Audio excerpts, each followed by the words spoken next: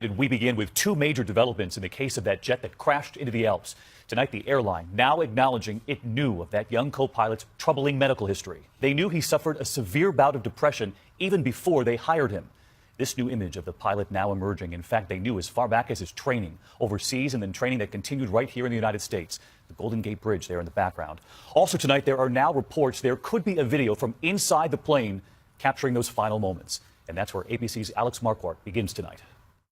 Retrieved from the rubble of the shattered plane, a harrowing 15-second video reportedly found of the final moments of Germanwings Flight 9525. Investigators won't confirm, but two European news organizations say they've watched it. The editor-in-chief of Paris Match telling ABC News it's the worst video he's ever seen.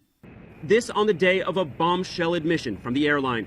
Lufthansa now revealing they knew Andreas Lubitz once suffered a serious depressive episode, but hired him anyway.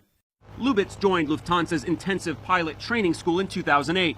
The very next year, he took a leave of absence. The airline today revealing that when he returned, Lubitz emailed them medical records documenting his depression. But he was allowed to resume his training, some of it in the United States. And in 2013, he finally achieved his lifelong dream of becoming a pilot. Someone allowed this pilot to continue on in his training, even in spite of what he had told them, is quite surprising.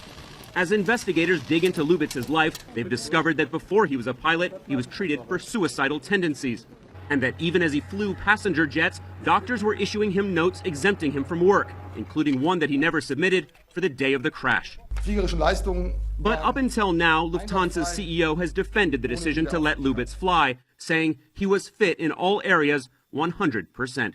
And even today, Lufthansa insisting that when Lubitz boarded that fatal flight, he was medically qualified to fly.